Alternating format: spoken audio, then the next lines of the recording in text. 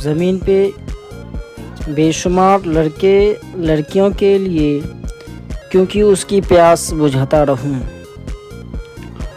उसकी बेपनाह रहमत उसी तरह ज़र्रे ज़र्रे पर बरसती है जैसे कुआं सबकी प्यास बुझाता है। इतनी सी कहानी है मेरे परिवार ज़ैनुल आबदीन और आशिया अम्मा की बेटे की कहानी, उस लड़के की कहानी जो अखबारें बेचकर अपने भाई की मदद करता था, उस शागिर्द की कहानी जिसकी परवरिश शिव सुब्रमण्यम अय्यर ने की, उस विद्यार्थी की कहानी जिसे पंडवे मास्टर ने तालीम दी, MGK मेनन और प्रोफेसर साराभाई ने इंजीनियर की पहचान दी, जो नाकामियों और मुश्किलों में पलकर साइंस ज़दा बना, और उस रहनुमा की कहानी जिसके साथ चलने वाले बेशुमार काबिल और हुनरमंद लोगों की टीम थी। मेरी कहानी मेरे साथ ख़त्म हो जाएंगी, क्योंकि दुनियावी मानो तो मेरे पास कोई पूंजी नहीं है। मैंने कुछ हासिल नहीं किया, जमा नहीं किया, मेरे पास कुछ नहीं और कोई नहीं, ना बेटा ना बेटी ना परिवार। मैं दूसरों के लिए मिसाल नहीं बनना चाहता, लेकिन शायद पढ़ने वालों को प्रेरणा मिले कि अंतिम सुख रूह और आत्मा की तस्कीन है। खुदा की रहमत उनकी बरसत है, खुदा की रहमत उनकी वरासत है। मेरे परदादा अव्वल हैं, मेरे दादा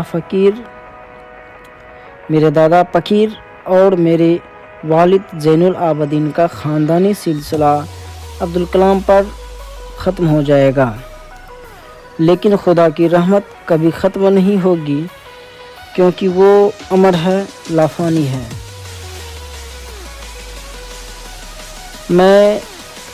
मेरा जन्म मद्रास राज्य, जो कि अभी के समय तमिलनाडु के रामेश्वरम कस्बे में एक मध्यम वर्गीय तमिल परिवार में हुआ था। मेरे पिता ज़ैनुल आबदीन की कोई बहुत अच्छी औपचारिक शिक्षा नहीं हुई थी और ना ही वे कोई बहुत धनी व्यक्ति थे। इसके बावजूद वे बुद्धिमान थे और उनमें वदारता की सच्ची भावना थी। मेरी माँ आशिया अम्मा उनकी आदर्श जीवन संगिनी थी। मुझे याद नहीं है कि वे रोज़ाना कितने लोगों को खाना खिलाती थी, लेकिन मैं यह पक्के तौर पर कह सकता हूँ कि हमारे सामूहिक परिवार में जितने लोग थे, उससे कहीं ज़्यादा लोग हमारे यहाँ भोजन करते थे। मेरे माता पिता को हमारे समाज में एक आदर्श दंपति के रूप में देखा जाता था। मेरी माँ के ख़ानदान का बड़ा सम्मान था और उनके एक वंशज को अंग्रेज़ों ने बहादुर की पदवी भी दे डाली थी। कहते हैं कि मेरी माँ के ख़ानदान का, मतलब मेरे माँ के जो ननिहाल के ख़ानदान का बहुत ही बड़ा सम्मान था अपने समाज में, गांव में, और उनके एक वंशज को अंग्रेज़ों ने बहादुर की पदवी भी दे डाली। यानी उनके ननिहाल वालों के किसी एक वंशज को अंग्रेज़ों ने बहादुर की खिताब डाली। मैं कई बच्चों में से एक था, लंबे चौड़े व सुंदर माता पिता का, छोटी कदकाठी का साधारण सा दिखने वाला बच्चा। हम लोग अपने पुश्तैनी घर में रहते थे। यह घर 19वीं शताब्दी के मध्यम में बना था। रामेश्वरम की मस्जिद वाली गली में बना यह घर चूने पत्थर व ईंट से बना, पक्का और बड़ा था। मतलब पहले ज़माने में सीमेंट नहीं हुआ करता था, तरह तरह के केमिकल्स नहीं होते थे, जो कि अभी के टाइम हम लोग अपने घर को बनाने के लिए कि तरह तरह के हाईलाइट पे लाते हैं, लेकिन उस ज़माने में ऐसा कुछ नहीं था। घर बनाने के लिए पहले ज़माने में चूने का पत्थर का यूज़ किया करता था, साथ ईंट लगा के। मेरे पिता अंडरबरहीन व्यक्ति थे और सभी अनावश्यक एवं पेशे आराम वाली चीज़ों से दूर रहते थे, पर घर में सभी आवश्यक चीज़ें समुचित मात्रा में सुलभता से उपलब्ध थी। मतलब उनके पिताजी जो थे ज़्यादा खर्चेलू ऐशो आराम वाली चीज़ों से वे बिल्कुल अलग रहते थे। इतना सामान रखते थे घर में जो ज़रूरियात हो, ना कि फालतू चीज़ें रखना। वास्तव में मैं कहूँगा कि मेरा बचपन बहुत ही निश्चिंतता और सादेपन में बीता, भौतिक एवं भावनात्मक दोनों ही तरह से। मैं प्राय अपनी माँ के साथ ही रसोई में नीचे बैठकर खाना खाया करता था। वे मेरे सामने केले का पत्ता बिछाती और फिर उस पर चावल एवं सुगंधित स्वादिष्ट सांभर देती थी। साथ में घर का बना अचार और नारियल की ताज़ी चटनी भी होती। प्रतिष्ठित शिव मंदिर, जिसके कारण रामेश्वरम प्रसिद्ध तीर्थस्थल हैं, के हमारे घर से 10 मिनट का पैदल रास्ता था। जिस इलाके में हम रहते थे वह मुस्लिम बहुल था, लेकिन वहाँ कुछ हिंदू परिवार भी थे जो अपने मुसलमान पड़ोसियों के साथ मिलजुल कर रहते थे। हमारे इलाके में एक बहुत ही पुरानी मस्जिद थी। वहाँ शाम को नमाज के लिए मेरे पिताजी मुझे अपने साथ ले जाते थे। अरबी में जो नमाज अदा की जाती है, जो हमारे मुसलमान भाई नमाज पढ़ा करते हैं, तो उसे पूरी तरह से अरबी अल्फाजों में पढ़ा करते हैं। तो APJ अब्दुल कलाम साहब कहते हैं कि अरबी में जो नमाज अदा की जाती थी उसके बारे में मुझे कुछ पता तो नहीं था, लेकिन ये पक्का विश्वास था कि ये बातें ईश्वर तक ज़रूर पहुंच जाती है। नमाज के बाद जब मेरे पिता मस्जिद से बाहर आते तो विभिन्न धर्मों के लोग मस्जिद के बाहर बैठे उनकी प्रतीक्षा कर रहे होते।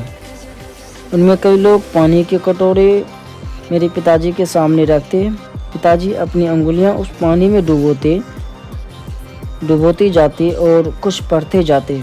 इसके बाद वह पानी बीमार लोगों के लिए घरों में ले जाया जाता। मुझे भी याद है कि लोग ठीक होने के बाद शुक्रिया अदा करने के लिए हमारे घर आते। पिताजी हमेशा मुस्कुराते और शुभचिंतक एवं दयावान अल्लाह को शुक्रिया कहने को कहते। रामेश्वरम मंदिर के सबसे बड़े पुजारी पक्षी लक्ष्मण शास्त्री मेरे पिताजी के अभिन्न मित्र थे। अपने शुरुआती बचपन की यादों में इन दो लोगों के बारे में मुझे सबसे अच्छी तरह याद है। दोनों अपनी पारंपरिक वेशभूषा में होते और आध्यात्मिक मामलों पर चर्चाएं करते रहते हैं। जब मैं प्रश्न पूछने लायक बड़ा हुआ तो मैंने पिताजी से नमाज की प्रासंगिकता के बारे में पूछा। पिताजी ने मुझे बताया कि नमाज में रस्म कुछ भी नहीं है। नमाज से लोगों के बीच भाईचारे की भावना संभव हो पाती है। नमाज से लोगों के बीच भाईचारे की भावना संभव हो पाती है।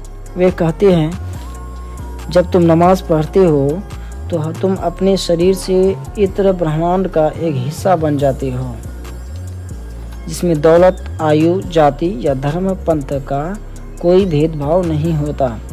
मेरे पिताजी अध्यात्म की जटिल अवधारणाओं को भी तमिल में बहुत ही सरल ढंग से समझा देते थे। एक बार उन्होंने मुझसे कहा, खुद उनके वक्त में, खुद उनके स्थान पर जो वे वास्तव में हैं और जिस अवस्था में पहुंचते हैं, अच्छी या बुरी, हर इंसान भी उसी तरह से देवी शक्ति रूपी ब्रह्मांड में उसके एक विशेष हिस्से के रूप में होता। तो हम संकटों, दुखों या समस्याओं से क्यों घबराएं? जब संकट या दुख आए तो उनका कारण जानने की कोशिश करो। विपत्ति हमेशा आत्मविश्लेषण के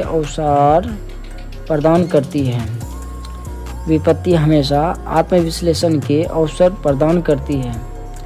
कहते हैं APJ अब्दुल कलाम सर कहते हैं, जब कभी इंसान अपने को अकेला पाता है तो उसे एक साथी की तलाश होती है, जो स्वाभाविक ही है। जब इंसान संकट में होता तो उसे किसी की मदद की ज़रूरत होती है। जब वह अपने को किसी गतिरोध में फंसा पाता तो उसे चाहिए होता है ऐसा साथी जो बाहर निकलने का रास्ता दिखा सके। बार बार तड़पाने वाली हर तीव्र इच्छा एक प्यास की तरह होती है।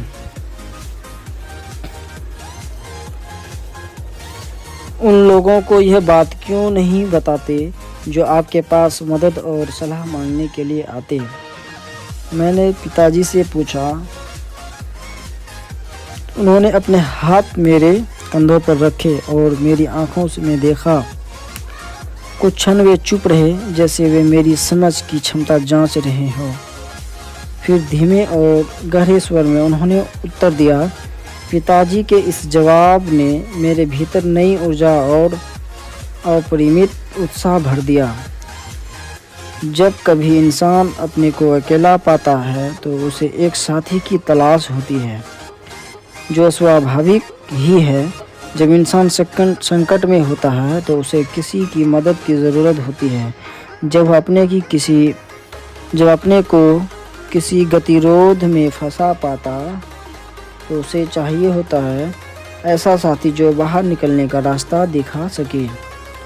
बार बार तड़पाने वाली हर तीव्र इच्छा एक प्यास की तरह होती है, मगर हर प्यास को बुझाने वाले कोई न कोई मिल ही जाता है।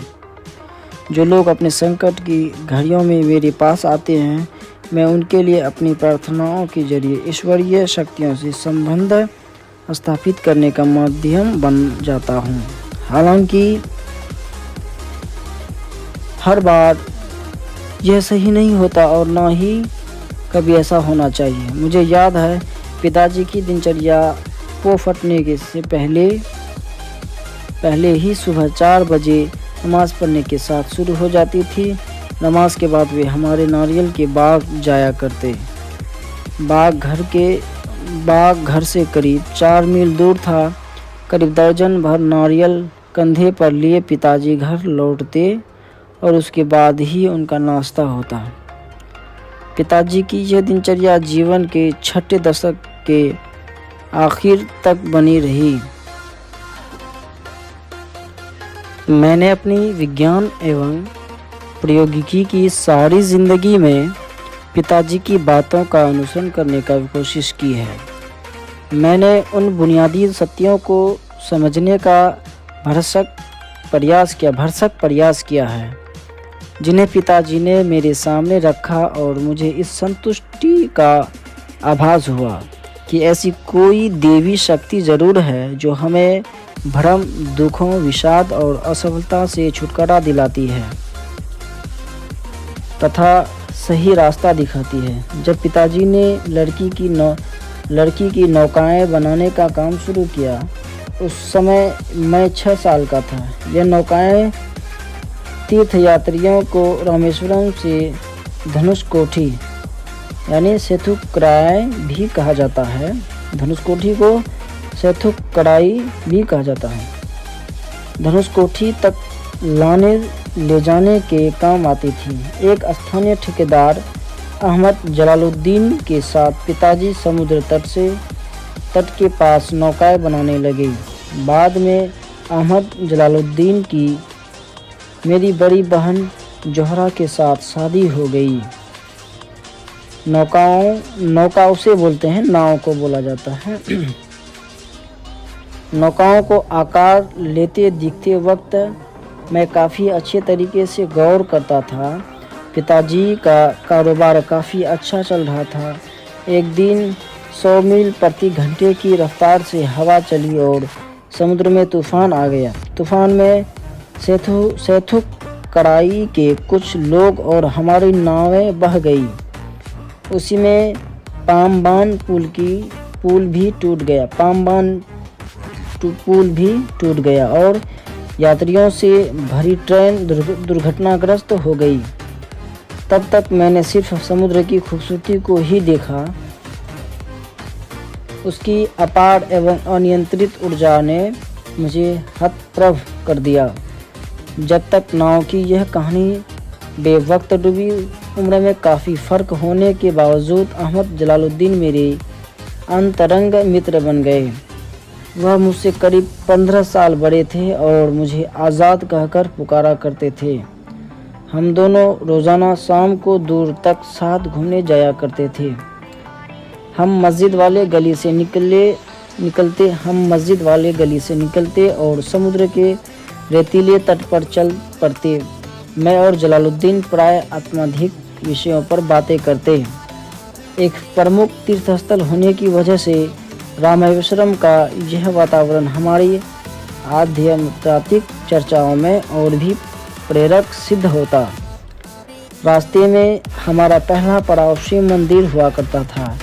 इस मंदिर की हम उतनी ही श्रद्धा से परिक्रमा करते जितनी श्रद्धा से देश के किसी हिस्से से आया कोई भी तीर्थयात्री करता। और इस परिक्रमा के बाद हम अपने शरीर को बहुत ही ऊर्जावान महसूस करते थे। जलालुद्दीन ईश्वर के बारे में ऐसी बातें क्या करते थे जैसे ईश्वर के साथ उनकी कामकाजी भागीदारी हो। वह ईश्वर के समक्ष अपने सारे संदेह इस प्रकार रखते जैसे वह उनका निराकरण पूरी तरह कर देगा। मैं जलालुद्दीन की और एक टक देखता रहता और फिर देखता मंदिर के चारों ओर जमा श्रद्धालुओं तीर्थयात्रियों की उस भीड़ को भी जो समुद्र में डुबकियां लगा रही होती और फिर पूरी धार्मिक कृतियों से पूजा पाठ करती थी। उसी अज्ञात के प्रति अपने आदर भाव से प्रार्थना करती जिसे हम निराकार सर्वशक्तिमान मानते थे।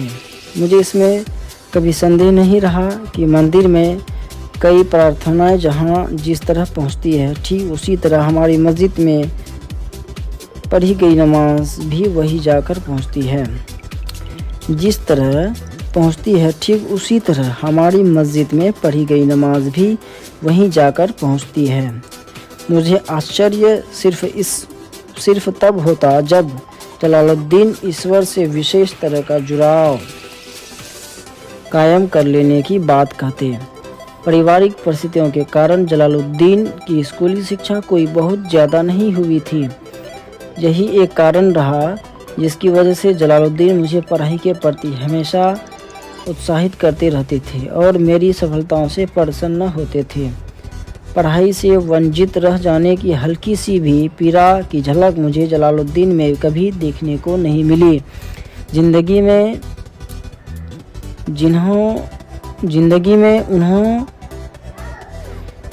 में उन्हें जो कुछ भी मिला वह उसके प्रति हमेशा कृतज्ञ रहे। प्रसंगवश मुझे यहाँ यह भी उल्लेख कर देना चाहिए कि मेरे इलाके में सिर्फ जलालुद्दीन ही थे जो अंग्रेज़ी में लिख सकते थे। जिसे भी ज़रूरत होती चाहे वह अर्जी हो या और कुछ, जलालुद्दीन उसे अंग्रेज़ी में लिख देते। मेरे परिचितों में चाहे मेरे परिवार में हो या आस पड़ोस में जलालुद्दीन के बराबर शिक्षा का स्तर किसी का भी नहीं था और न ही किसी को उनके बराबर बाहरी दुनिया के बारे में पता था। जलालुद्दीन मुझे हमेशा शिक्षित व्यक्तियों, वैज्ञानिक खोजों, समकालीन साहित्य और चिकित्सा विज्ञान की उपलब्धियां के बारे में बताते रहते थे। वही थे जिन्होंने मुझे सीमित दायरे से बाहर निकालकर नई दुनिया का बोध कराया। मेरे बाल्यकाल में पुस्तकें एक दुर्लभ वस्तु की तरह हुआ करती थीं। हमारे यहाँ स्थानीय स्तर पर एक पूर्व क्रांतिकारी या कहिए उग्र राष्ट्रवादी STR मानिकम का निजी पुस्तकालय था। उन्होंने मुझे हमेशा पढ़ने के लिए उत्साहित किया। मैं अक्सर उनके घर से पढ़ने के लिए किताबें ले आया करता था। दूसरे जिस व्यक्ति का मेरे बाल जीवन पर गहरा असर पड़ा वह मेरे चचेरे भाई शमशुद्दीन थे। वह रामेश्वरम में अखबारों के एकमात्र वितरक थे। अखबार रामेश्वरम स्टेशन पर सुबह की ट्रेन से पहुंचते थे जो पामबन से आती थी। इस अखबार एजेंसी को अकेले शमसुद्दीन ही चलाते थे। रामेश्वरम में अखबारों की जुमला 1000 प्रतियां बिकती थी। इन अखबारों में स्वतंत्रता आंदोलन से संबंधित ताज़ा खबरें, ज्योतिष से जुड़ी संदर्भ और मद्रास, अब चेन्नई जिसे कहा जाता है, पहले चेन्नई के नाम मद्रास हुआ करता था, चेन्नई के सर्राफारा बाजार के भाव प्रमुखता से होते थे। महानगरीय दृष्टिकोण रखने वाले कुछ थोड़े से पाठक हिटलर, महात्मा गांधी और जिन्ना के बारे में चर्चाएं करते हैं, जबकि ज़्यादातर पाठकों में चर्चा का विषय सवर्ण हिंदुओं के रूढ़िवाद के खिलाफ पेरियार ई.वी. रामास्वामी द्वारा चलाया जा रहा आंदोलन होता। दिनमणि अखबार की मांग सबसे ज़्यादा होती थी, क्योंकि अखबार में जो कुछ भी छपा होता वह मेरी समझ से परे होता। मतलब अखबार में जो भी छपा होता या लिखा होता वो कलाम सर के समझ से बाहर होता। इसलिए शमसुद्दीन द्वारा ग्राहकों को अखबार बांटने से पहले मैं सिर्फ अखबार में छपी तस्वीरें पर नज़र डालकर ही संतोष कर लेता था। मतलब उसको अखबार पढ़ने नहीं आता था, वो सिर्फ तस्वीर देख के समझ जाता था। सन 1939 में जब द्वितीय विश्व युद्ध छिड़ा तब मैं 8 वर्ष का था। सेकेंड वर्ल्ड वार के वक्त उनका उम्र था 8 साल, यानी 1939 में जब मैं द्वितीय विश्व युद्ध छिड़ा तब मैं 8 वर्ष का था। तभी बाज़ार में इमली के बीजों की अचानक तेज़ मांग उठी, जिसका कारण मुझे कभी समझ में नहीं आया। मैं इन बीजों को इकट्ठा करता और मस्जिद वाली गली में एक परचून की दुकान पर बेच देता। इससे मुझे एक आना रोज़ मिल जाता था। विश्व युद्ध की खबरें जलालुद्दीन मुझे बताते रहते थे, जिन्हें बाद में मैं दिनमणि अखबार के शीर्षकों में ढूंढने की कोशिश करता। विश्व युद्ध का हमारे यहाँ जरा भी असर नहीं था, लेकिन जल्द ही भारत पर भी मित्र देशों की सेनाओं में शामिल होने का दबाव डाला गया और देश में तरह का आपातकालीन घोषित कर दिया गया। उसका पहला नतीजा इस रूप में सामने आया कि रामेश्वरम स्टेशन पर गाड़ी का ठहरना बंद कर दिया गया।